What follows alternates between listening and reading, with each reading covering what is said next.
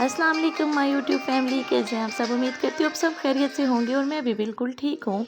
तो जी ये था जी हमारा 8वें रोज़े का जो है ना आज अफ्तारी बन रही है। और आज ही ज़्यादा अफ्तारी बाहर से आई थी क्योंकि जी मेरी तबीयत थोड़ी ख़राब थी और बस सबका मूड हो रहा था थोड़ा बाहर का कुछ खाने का। तो फिर जी मैंने भी कहा शुक्र अल्हम्दुलिल्लाह मेरी भी जान छूट गई। लेकिन जान ऐसे तो थोड़ा ही छूटती है, फिर भी देख लें कि कितना काम करना पड़ेगा मुझे। बिल्कुल ऐसा नहीं है कि कोई बैठ ही जाऊं और बस बिल्कुल मेरे आगे मुंह के आगे सब कुछ लग जाए और मैं खा लूं, अफ्तारी कर लूं। मेहनत तो करनी पड़ती है। तो जी ये बन रही थी, बीफ कढ़ाई बन रही थी। और आप मेरे पीछे जो ना स्पैरोज़ की आवाज़ भी सुनते रहें साथ साथ, और आने वाले शोर को प्लीज़ अवॉइड करिएगा। और लहसुन छील रही थी मैं जी, और टमाटर को जो है ना हम कूट लेंगे अच्छी तरह। और प्याज भी हमने सिर्फ छोटे साइज़ का एक ही लिया, उसको भी अच्छी तरह काट लेंगे। और मेरी स्पीटें चेक करें, और ये बिल्कुल ओरिजिनल ही स्पीटें हैं, तुम देख लो सामने मेरी ओरिजिनल स्पीटें। और ये जी मेरी काट के सब्ज़ मिर्च भी, और इसके साथ ही बस जी फिर उसके बाद हम कूटना करेंगे।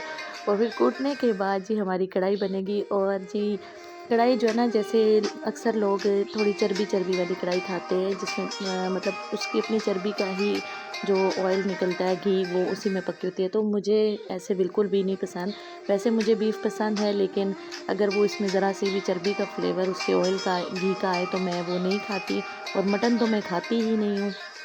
वैसे बीफ भी बहुत कम खाती हूँ, सिर्फ हम लोग जो है ना ज़्यादातर जो है चिकन ही खाते हैं और या फ़िश खाते हैं। तो जी ये लहसुन कूटा गया, और लहसुन कूटने के बाद मैं उसको बाहर निकाल लूँगी। फिर उसके बाद जी बारी लगा लूँगी टमाटर की, और कूट कूट के बुरा हाल कर दूँगी उन टमाटरों का भी। और फिर जी इसके बाद मैं अपनी वॉक रखूँगी चूल्हे पे। और आज ही मेरे किचन में बनेगा खजूर का जो है ना शेक बनेगा बग़ैर दूध के। और ये बहुत एनर्जी वाला होता है, आप ये ज़रूर बनाया करें। और अगर ये आप आधा गिलास अफ्तारी में और आधा आप सहरी में पी लें तो इससे बहुत ज़्यादा आप अच्छा फ़ील करेंगे, बहुत आपकी बॉडी को एनर्जी मिलेगी। तो ये जी मैंने ऑयल देखें बिल्कुल 1.5 टेबल स्पून लिया है ऑयल, जो कि नज़र भी नहीं आ रहा होगा। उसमें हल्का सा हम प्याज का जो है ना कलर चेंज नहीं करेंगे, सिर्फ इसको नरम करेंगे। नरम करने के बाद जी मैं इसमें डाल दूँगी गोश्त बिल्कुल छोटा छोटा काटा हुआ है और बॉयल है। और ये बिल्कुल फुल बॉयल ही है, सिर्फ 1% बॉयल नहीं है। और ये देखें इसके अंदर आपको कुकर के अंदर थोड़ी थोड़ी चर्बी नज़र आ रही है। मैंने फिर भी कम डाली है कि सेहत के लिए अच्छी नहीं होती, जो लोग खाते भी हैं उनके लिए भी नहीं अच्छी होती है। और मेरे हस्बैंड को इसका फ्लेवर अच्छा लगता है कभी कभी, मतलब वो कभी कभी ऐसे करते हैं। तो लेकिन फिर भी मैंने कम डाली। मैंने अभी भी उस कुकर के अंदर काफ़ी सारी बचा ली थी कि मैं ना ही डालूं, क्योंकि उनकी सेहत उसको जो है ना ख़राब करेगी। तो फिर जी लहसुन और अदरक का ये जो मैंने बनाया था, कूटा था, दरदरा सा ही कूटा था, इसको मैं डाल के अच्छे से जो है ना मैंने इसको भून भान दिया है बिल्कुल।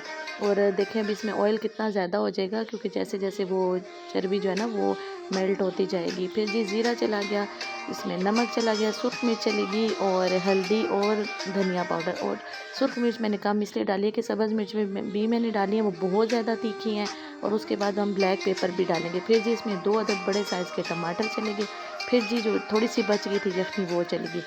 अब जी हमने उसको दम लगाने के बाद ये रखी छोटी सी एक पैन रखा, उसमें ये मैं खजूरें काट के उसमें से उसका सीड निकाल के और मैं उसमें डाल रही हूँ ये सारी। तकरीबन ये मैंने 15 खजूरें ली थी, और उससे जो है ना मेरे बन गए थे 4 से 5 गिलास अच्छे।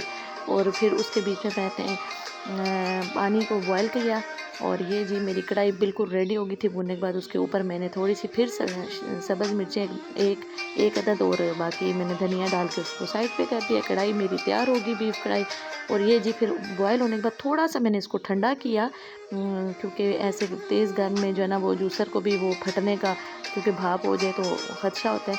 और फिर मैंने उसको ब्लेंड करके थोड़ी सी मैंने इसमें चीनी डाली थी, क्योंकि मैं अभी इसमें ठंडा पानी भी डालूँगी। और आप यकीन माने बिल्कुल भी फ़ील नहीं होता कि इसमें दूध नहीं गया। बहुत एनर्जी वाला और बहुत मज़े का ये ड्रिंक बनता है, आप ये ज़रूर बनाएं। और फिर जी फिर भी बाहर से चीज़ें आनी भी थी, तो फिर भी मैंने पालक के पकोड़े मैंने कहा बना लूँ। फ्रूट चाट भी बना था। और बाहर से जी आए थे गोल वाले समोसे, और राउंड में जो होते हैं कीमे वाले। और फिर जी आए थे आलू वाले समोसे, और पैटिस आए थे चिकन वाले। और फिर उसके बाद मोहल्ले से भी ना आप यकीन करें दो घरों से काफ़ी सारी इफ्तारी आ गई थी, बिल्कुल 5 मिनट रहते थे तो फिर टेबल काफ़ी भर गया था। लेकिन खैर वो तो लास्ट मोमेंट में आई थी, उससे पहले ही मैं कर चुकी थी जी। अनारदाना जाएगा और आपको मैं पालक के पकौड़ों की रेसिपी दे चुकी हूँ। एज़ यूजुअल हमारे किचन में बन रहा है दही, और दही बनाने के लिए मैंने पूरी इसकी एक दी हुई है, आप पिछली मेरी वीडियो में देख सकते हैं। फुल मैंने इसका मेथड बताया हुआ है। इसको खूब फेंट के जो है ना 5-6 मिनट उबालना है।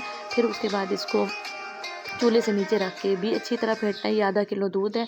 और फिर उसके बाद ये देखें जो कल वाला दही है कैसे, जैसे नेस्ले का वो डब्बे वाले दही नहीं जमे होते, हालांकि मैंने कोई इसमें कुछ भी नहीं डाला, मैं बिल्कुल सिंपल ही बनाती हूँ ऐसे फेंट के। और अब इसी में वही वाला दही है, उसकी 1 चम्मच 1.5 चम्मच मैं दही की डाल दूँगी और इसको ढाँप के रख दूँगी। अब जी पकोड़े फ्राई हो रहे थे, और पकोड़े भी बड़े मज़े से जल्दी जल्दी मैंने फ्राई कर लिए। और सबसे दरख्वास्त है कि हमें अपनी दुआओं में याद रखें। रमज़ान है, आप सबके लिए दुआ किया करें और ज़्यादा से ज़्यादा टाइम इबादत में गुजारें, फ़जूल कामों में ना गुजारें, क्योंकि ये एक महीना ही होता है इबादत के लिए। पूरा साल हमने खाना पीना और बैठ के गीबतें और दूसरों की बातें ही करनी होती है। तो ये जी दस्तरखान लग गया था, सिंपल लग रहा है अभी आपको, क्योंकि हमने 2 ही प्लेटों में सब कुछ लगा दिया था। और चटनी थी, फ्रूट चाट था, 2 तरह के शरबत थे, फिर वो भी शरबत आ गया था जो खजूर का था, वो भी डाल दिया था। और फिर उसके बाद मोहल्ले से भी आ गया था। फिर मैंने फ़्राइज़ भी बना लिए थे उठ के, अभी टाइम था तो बेटी को दिल कर रहा था फ़्राइज़ का, तो फ़्राइज़ भी बना लिए। फिर मोहल्ले से भी इतना कुछ आ गया, तो ठीक है जी। फिर इंशाल्लाह कल एक और रेसिपी लेकर आऊँगी। अपना ढेर सारा ख्याल रखिएगा, अपनी ढेर सारी दुआओं में मुझे याद रखिएगा। बीफ रेसिपी ज़रूर ट्राई करिएगा। अल्लाह हाफ़िज़ जी, बाय बाय।